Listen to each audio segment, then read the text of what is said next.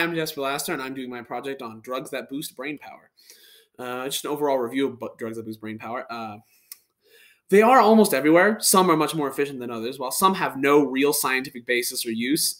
Some are only useful to the people, quote unquote, for their placebo effect. Some are even dangerous, and a lot of others have a lot of scientific backing, while some have absolutely none. But most of the drugs have a few things in common. Like most will affect other systems as well. A lot of them also treat ADHD. Also, almost all of them are much more efficient on those that are less mentally capable or mentally efficient, or as some people would call them, people with lower IQs. But an IQ test is a very fallible test. There's no real drug that can cause you to do better, and it doesn't truly accurately measure intelligence. So an IQ score doesn't mean all that much. But they can still have some effects on those that are considered mentally efficient, or even some that are those that are considered extremely mentally gifted. Although if you are extremely mentally gifted, the only real effect it'll have for you will be the placebo effect. And even then, if you are extremely mentally gifted, you probably don't need it. You probably don't need them helping you out or a placebo effect. But anyway, drugs that boost brain power are important because they can be used to treat debilitating diseases like Alzheimer's, ADHD, in some cases even Parkinson's, right? Stuff like that. They can also help improve mental stability, function, and acuity with individuals with lower intelligence and some individuals with normal intelligence or high. Can also still help those with higher intelligence, obviously. It also is important to know their effects, as you don't want to be taking a drug that does nothing for you except for actively harming you. Like a lot of these drugs will only be useful for the placebo effect, but they do still have the downside. So you're not getting any of the benefits, but you're getting all of the negatives. It's also important that you understand the risks of these drugs that are commonly abused by a lot of high school and college students, as they believe that they need them to do better on tests. And we have a very heavy tests are sort of the only thing that matters kind of culture here in America. So some of the most commonly abused ones are Adderall, Ritalin, Concerta, Focalin, Attendin, and Dextrin.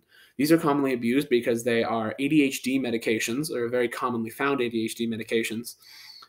So they're not that hard to get a prescription for, and a lot of students just view these as the way to keep helping them. And they're getting more abused because the placebo effect is affecting them, and they think that that's what's helping them do better, but it's not. Some other types are caffeine, which of course can send signals throughout your brain, modafinil, which sort of helps smooth out the signals, and Yanavase, which sort of helps get the signals going. Then you have race trams like Huperzine A. See, these are meant for people that are older, that have like incredibly onset Alzheimer's or dementia, right? These will sort of kind of alter like a lot of your brain chemistry. This is why it's not for young use, because if you do it, your brain chemistry will be altered and you'll sort of be only getting negatives because you're altering an already healthy brain. And of course, the ADHD medications, like I mentioned before, like Adderall, Dextrin, and Concerta. Now, here are some of the more effective ones, and the ones I'll be talking about, like Psilocybin, CDP, L-Theanine, or just theanine, Creatine monohydrate, or just creatine, Bacoma monnery.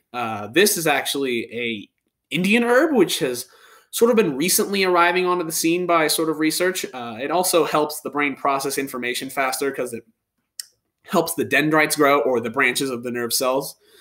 But it still takes time for the effects to even be shown, and we're not even 100% sure about that. You also have Huperzine, which is another very effective chemical-inducing drug, and Huperzine. This could actually have a lot of potential, but it's very under-researched and is really only sort of getting very recently researched. So we don't have a lot of information on that, but it could help improve everything from learning, memory, to creativity, a lot of different avenues there. Creatine, which of course is commonly found in bodybuilding supplements, and which its purpose is to build muscle mass, which it does do. But it's also less well used and researched purpose is that of improving reasoning skills and short-term memory in healthy people.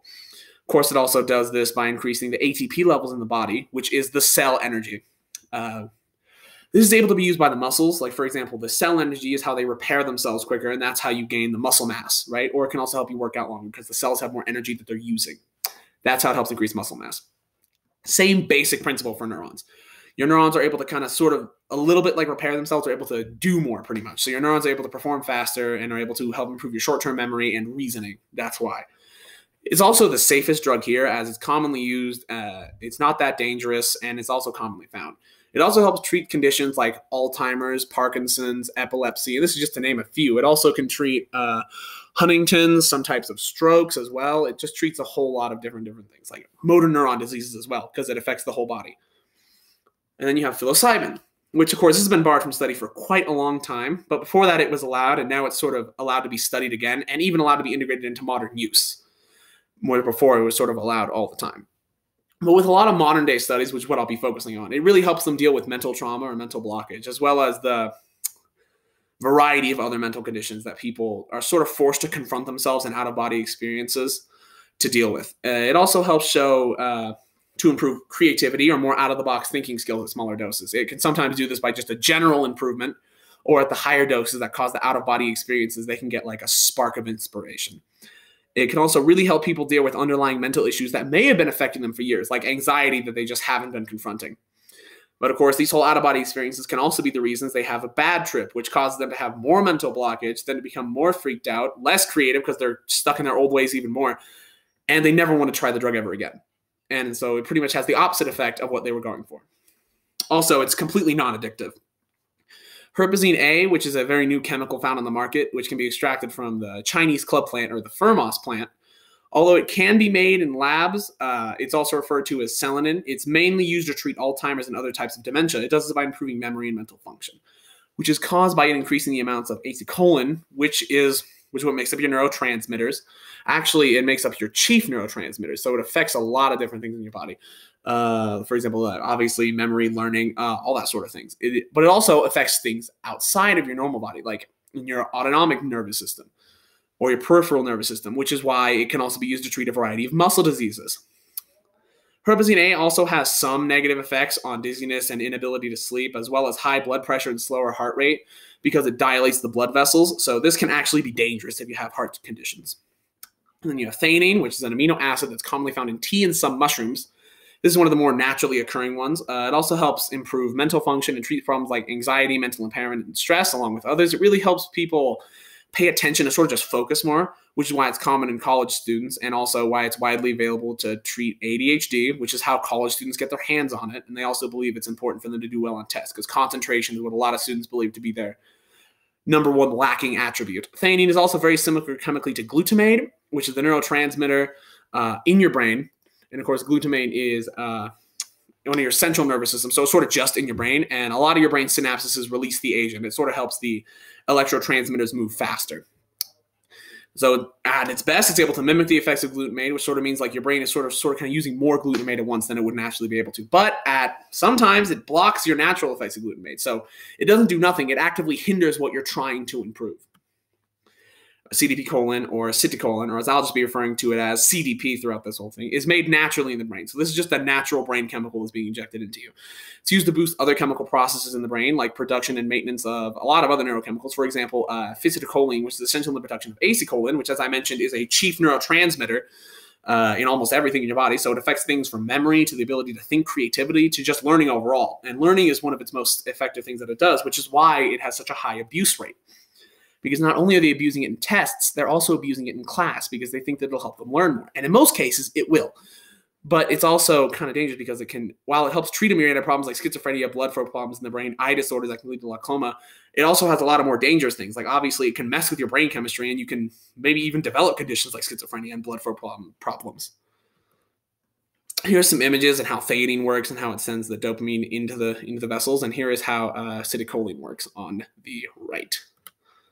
In conclusion, drugs that boost brain power can be an incredible boon for medicine and also how we treat mental disorders.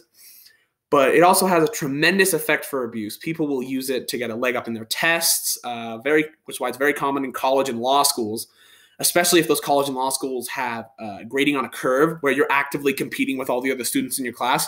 People will use these because they think they need to get a leg up on everybody else. It's also common used in chess competitions, mostly speed chess, because once again, they feel like they need to get a leg up on people and they don't have as much time to think.